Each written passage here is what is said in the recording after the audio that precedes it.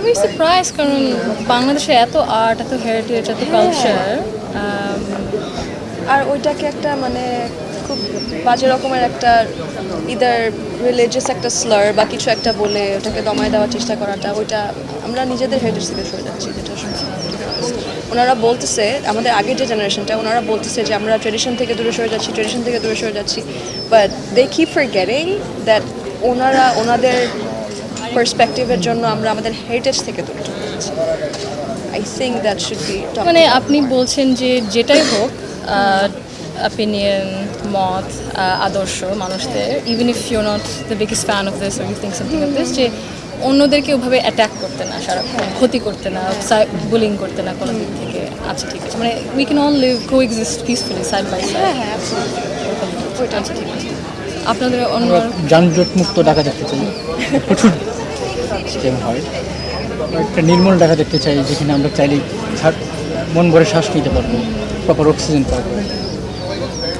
এটা কি একটা মানে বিষয় যে এখন ঠান্ডাতে হয়তো বা এসি ইউনিটগুলো চলছে না, কিন্তু অনেক এসি ইউনিট পুরনো এবং ওটা থেকে অনেক কেমিক্যালস, অনেক ফিউমস আসে, আর যখন গরমকালে সব একসাথে চালানো হয় তখন এয়ার পলিউশনটা আরও খারাপ হয়ে যায়। হ্যাঁ, ওটার কারণে বাচ্চাদের তো, আমারও আগে ঢাকা থাকার সময় আমার শ্বাসকষ্ট হতো, অ্যাজমা ছিল।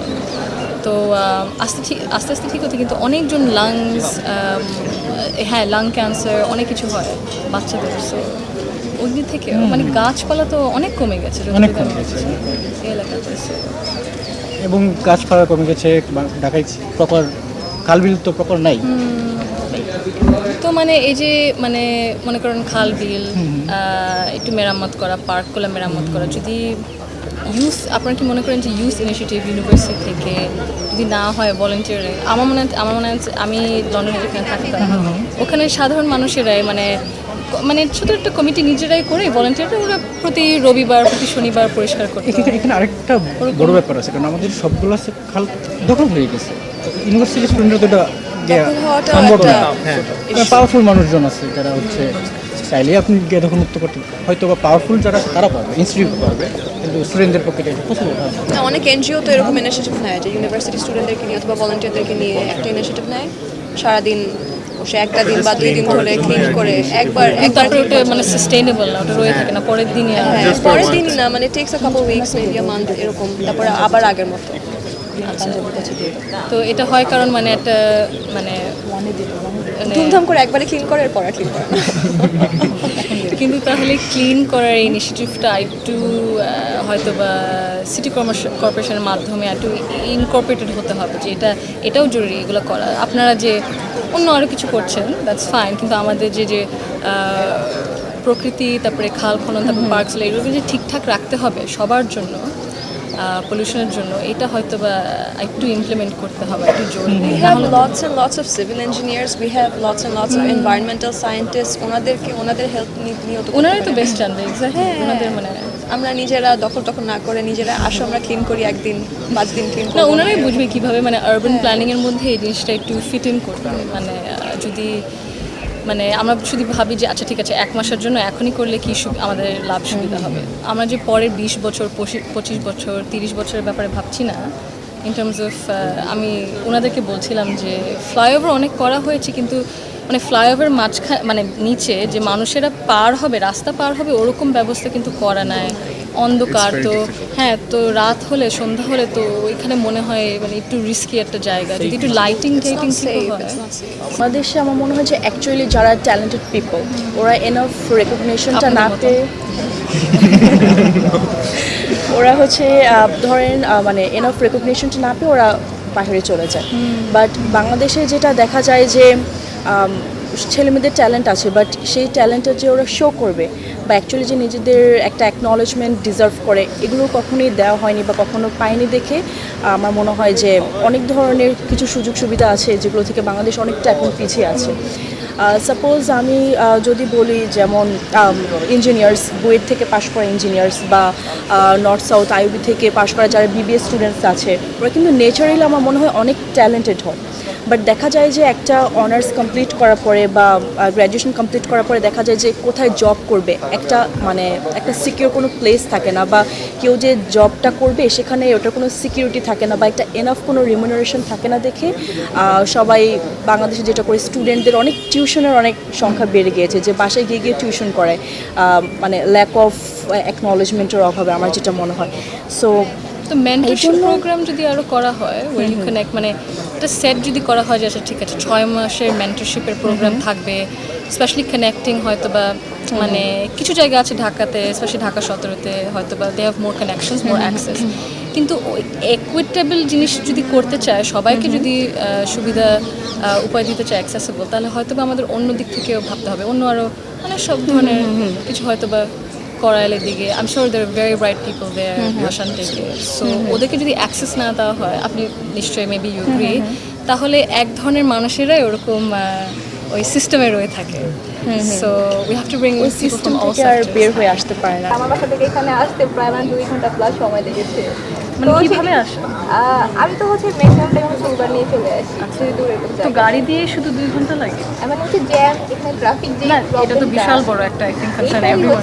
এই ট্রাফিকের কারণে, আদারওয়াইজ এত প্রবলেম হয়তো থাকার কথা না। তার মধ্যে যেহেতু আমাদের কি ফুটপাতের যে ইউজটা, এটা প্রপার ইউজও হয় না, দেখা যাচ্ছে জ্যামে বসে আছি, পাশ দিয়ে আরেকজন ফুটপাতে গাড়ি উঠাই দিচ্ছে, সাথে করে সিগন্যালও কেউ মেনটেন করছে না। সেই বিষয়টা নিয়ে আমার অনেক বেশি সাফার করতে হয় যে কোনো প্রোগ্রামে অ্যাটেন্ড করার জন্য। এটা আমার জন্য অনেক নিরাপত্তার ব্যাপার, হঠাৎ করে ফুটপাতে সেফটি সিকিউরিটির বিষয়। তারপর আমাদের ট্রাফিক সিগন্যালগুলো দেখা যাচ্ছে কিছু জায়গাতে আপনার যে জেব্রা ক্রসিংগুলো ওগুলোকে দেওয়া আছে কিন্তু মেনটেন করা হচ্ছে না। আমি দেখছি গ্রিন সিগন্যাল মানুষ চলতেছে হাঁটতেছে, আবার রেড সিগন্যাল গাড়ি চলতেছে। তো এইগুলো ট্রাফিক সিগন্যাল থেকেও তো কোনো লাভ নেই, এগুলো প্রপার ইউজ করা দরকার। আমাদের এগুলো মেনটেন করা হয় না, আমাদের এগুলোর আমরা ইউজ টু না।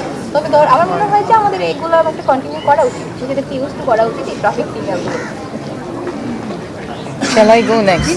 ধরেন বাংলাদেশ, which is একটা খুব ইম্পর্ট্যান্ট একটা টপিক নিয়ে কথা বলতে চাই, which is demographic dividend, right? Bangladesh is currently experiencing it. So আমরা আসলে আমাদের ইউথদের মানে আপনাদের আসলে এটা নিয়ে কি চিন্তা ভাবনা? This is like a very আমি তো আপনাদের কাছ থেকে জানতে চাই, কারণ আপনারা তো ঢাকাতে থাকেন, জি। কাজ করেন, পড়াশোনা করেন, তো ইটস ইম্পর্টেন্ট যে আপনাদের পার্সপেক্টিভ থেকে, আপনাদের জি। লার্নিং সাজেশন থেকে আমরা সবাই শিখবো। আই এম বেসিক্যালি নিউ এখানে, so we have to hear from you.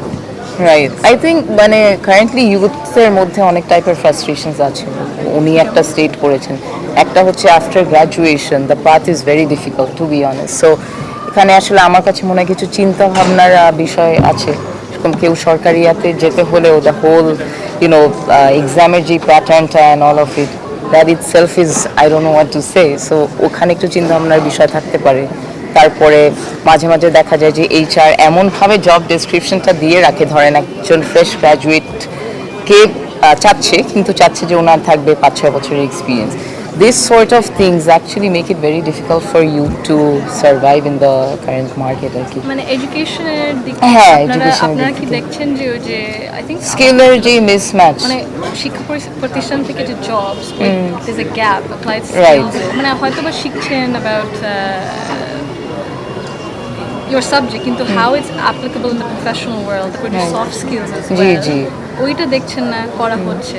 তারপরে অত কি সুযোগ সুবিধা আছে in terms of mentorship programs, internship programs, Not really. public private partnership এর মাধ্যমে যদি ওরকম থাকা হয় ওটাও তো সুবিধা হবে। So if অবশ্যই। say there is sort of কি বলে administrative will, যে আচ্ছা ঠিক আছে হয়তো বা কিছু কিছু কোম্পানিজ, প্রাইভেট কোম্পানিজ যদি এরকম মেন্টরশিপ প্রোগ্রামস করে, ওরা তো বিভিন্ন জায়গা থেকে, শুধু হয়তো বা not certain areas of Dhaka, Right. বিভিন্ন জায়গা থেকে দেশের, তারপরে ঢাকাতে কিছু sort of ডিসঅ্যাডভান্টেজ এরিয়াস থেকে যদি আনা হয়, কারণ না হলে তো যেটা হয়তো হয় ওই ওই ওই ধরনের চাকরি, ওই ধরনের অ্যাক্সেস শুধু কিছু জনের কাছে হয়ে যায়। Right. We have to open it up, the platform. তো মেন্টরশিপ প্রোগ্রামস যদি করা হয়, অ্যাপ্লাইড স্কিলস যদি করা হয়, হয়তো বা education system. Yeah, making it more inclusive, more Otherwise, I see accessible. it's quite very rote learning. It's just quite repetitive learning. Critical thinking skills এর অভাব হয়তো বা আছে অনেক। অনেক দিক থেকে। Sorry. তাও তো গ্লোবালি কম্পিটিটিভ না হলে হ্যাঁ, হচ্ছে না।